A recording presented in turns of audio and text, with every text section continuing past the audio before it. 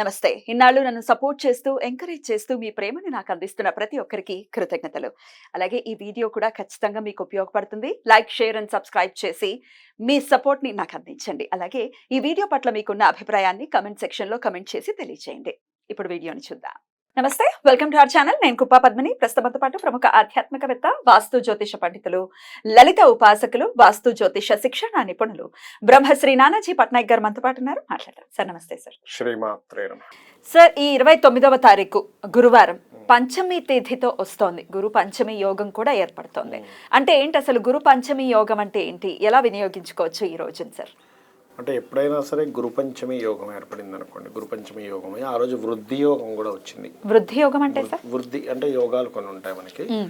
వృద్ధి అంటే ఆ రోజు మనం ఏదైనా కనుక ప్రారంభిస్తే వృద్ధి అవుతుంది, వృద్ధి చెందుతుంది. అయితే ప్రశ్నాశాస్త్రంలో కానీ లేకపోతే జన్మజాతకంలో కానీ ఈ గురుచంద్రులు ఇద్దరూ కనుక సమసప్తకాల్లో ఉన్నా లేకపోతే త్రికోణాల్లో ఉన్నా అది ఫలవంతం ఇచ్చేటువంటి ప్రశ్నగా చెప్తారు. అంటే ఒక ప్రశ్న వేశాము, ఆ ప్రశ్నకి సంబంధం ఈ గురుచంద్రులతో సంబంధం ఏర్పడి సహజంగా ఆ రోజు గురుచంద్రులు కనుక పరస్పర వీక్షణలు కానీ కలిసి కానీ ఫైనైన్ యాక్సెస్లో కానీ ఉన్నారంటే ఆ ప్రశ్న ఫలిస్తుంది అని చెప్తారు. ఎందుకంటే ఫ్రూట్ఫుల్ ఇచ్చేటువంటి ఇది కనెక్ట్ అయింది అక్కడ ఎవరైనా ప్రశ్నించినప్పుడు. మనకి ఆస్ట్రాలజీలో వేస్తాం ఆ రకంగా ఎలా అయితే ప్రశ్న ఫలిస్తుందో అదేవిధంగా మీరు చేసేటువంటి పని ఏదైతే ఉందో ఈ రోజు కనుక ప్రారంభిస్తే అద్భుతంగా ఉంటుందని చెప్తుంది శాస్త్రం. అందులోని స్వాతి నక్షత్రం ఏర్పడింది కూడా. తులారాశిలో ఉన్నాడుగా చంద్రుడు, స్వాతి నక్షత్రంలో ఉన్నాడు. వృద్ధి యోగం గురువారం నాడు. ఎప్పుడైతే స్వాతి నక్షత్రంలో ఉన్నప్పుడు స్వాతి నక్షత్రం మరింత గొప్ప నక్షత్రంగా చెప్తూ ఉంటారు. రాహు అయినా కూడా పనికి వస్తుంది స్వాతి నక్షత్రం అనేటువంటిది.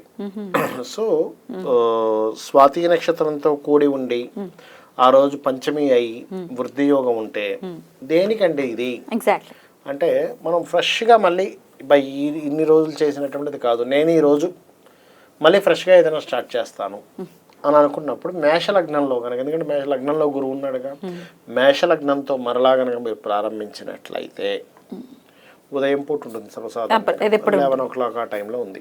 ఆల్మోస్ట్ మేషలగ్నం 11 to 12 మధ్యలో తీసుకున్నట్లయితే, అంటే నేను మీకు పర్ఫెక్ట్ టైం చెప్పాలంటే నేను చెప్తాను, చెప్పండి సార్, ఒకసారి చూసి చెప్పండి, యూజ్ అవ్వాలి కదా మన ప్రేక్షకులకి.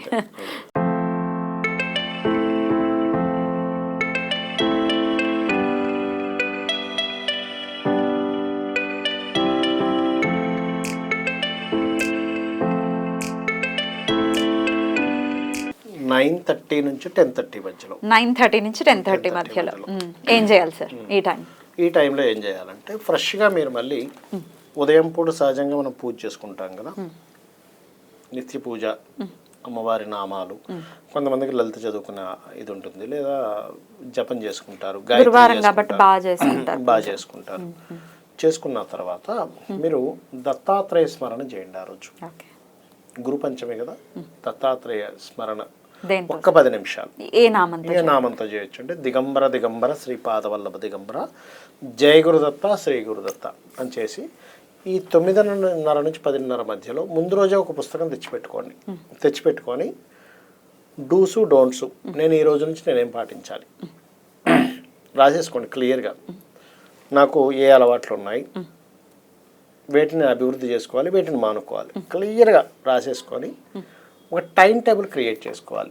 వృద్ధి యోగం ఉన్న రోజు ఎప్పుడు కూడా, స్వాతి నక్షత్రం కదా, వృద్ధి యోగం ఉంది, మంచి సమయము, గురుచంద్రులు పరస్పరం చూసుకుంటున్నటువంటి మేష లగ్నము, లగ్నాధిపతి ఉచ్చస్థితిలో ఉన్నాడు ఇప్పుడున్న మనం అనుకుంటున్నటువంటి సమయంలో గ్రహస్థితిలో. అప్పుడు ఏం చేస్తున్నాము, నువ్వు ఒక ప్రణాళికను ప్రారంభించుకుంటున్నావు, ఒక బిజినెస్ చేస్తున్నా, లేకపోతే ఒక ఉద్యోగమే చేస్తున్నా, దాంట్లో నేను ఎదగాలనుకుంటున్నాను. సో దానికి సంబంధించిన ఆ సమయంలో కనుక మీరు ఒక ప్లానెడ్గా కనుక రాసుకోగలిగితే, ఏది ముందు నిత్య పూజ దత్తాత్రేయుడిది చేసుకొని ఖచ్చితంగా నేను దీనిని కట్టుబడి ఉంటాను అనుకోవాలి. లైఫ్లో అభివృద్ధిలోకి వచ్చిన వాళ్ళందరినీ నేను చూస్తే ఖచ్చితంగా నేను ఇది ఇలాగే ఉంటాను అని డిసైడ్ అయిన వాళ్ళందరూ కూడా, అండ్ పంక్చువల్గా ఉన్న వాళ్ళు కూడా ఉంటారు. పంక్చువల్గా కూడా ఉంటారు, వాళ్ళు పంక్చువల్గా ఉంటారు. టైం పంక్చువాలిటీ ఒకటే కాకుండా ప్రిన్సిపల్స్తో నేను అంటే ఇప్పుడు ఎగ్జాంపుల్ ఎంతమంది టెంప్ట్ చేసినా డ్రింక్ చేయను అనుకుంటారు కొంతమంది. వాళ్ళని ఎంతమంది టెంప్ట్ చేసినా లేదు, క్లాస్మేట్స్ కదా అంత లేదు నేను తాగను. ఎంత ఫోకస్డ్గా ఉంటే అలా ఉంటారు సార్. ఎంత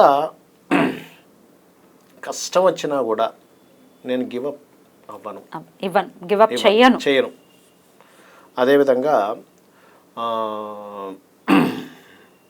కొన్ని ప్రిన్సిపల్స్, లైఫ్ ఎప్పుడు ఇలాగే ఉండదు, మారుతూ ఉంటుంది అనేటువంటి కొన్ని విషయాలు నమ్మగలగాలి.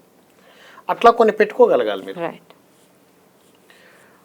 రకరకాల వ్యక్తులు రకరకాల టాలెంట్స్ ఉండొచ్చు, నాది ఎప్పుడు నేను తక్కువ అనుకోను. కరెక్ట్.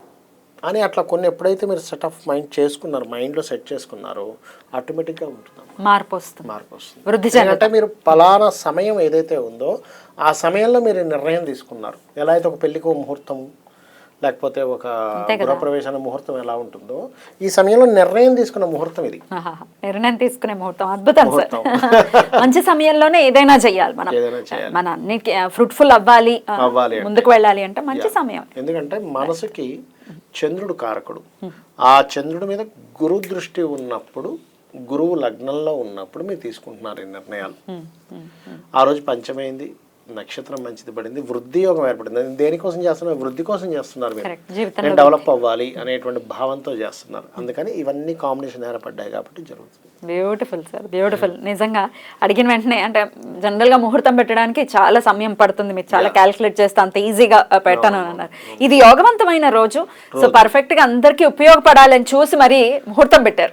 చాలా మందికి ఏం చేస్తుంటారంటే వాళ్ళు లెక్కలు రాసుకుని ఉంటారు కదా, అదేదో బ్యాక్ టైంలో స్టార్ట్ చేసినట్టున్నారు, మళ్ళీ ఈ టైం నుంచి మళ్ళీ న్యూ బుక్ తెచ్చుకొని స్టార్ట్ చేయండి అంట. వాళ్ళకి అభివృద్ధి అంటే మీరు ఆ మంచి టైంలో స్టార్ట్ చేశారు కదా బుక్లో రాసుకోవడం, ఏది పలానా వాళ్ళకి డబ్బులు ఇచ్చాము రావాలి, ఇవన్నీ మీరు లెక్కల పుస్తకం పెట్టుకునే రోజు బాగుండాలి. బ్యూటిఫుల్ సార్, చాలా చాలా అద్భుతంగా వివరించారు సార్. నిజంగా ఇది చాలా మందికి ఉపయోగపడుతుంది, వృద్ధి చెందాలి, ప్రతి ఒక్కరు కూడా సంతోషంగా ఉండాలి అని మనస్ఫూర్తిగా కోరుకుంటూ thank you so very much sir. నమస్తే. శ్రీమాత్రే నమః.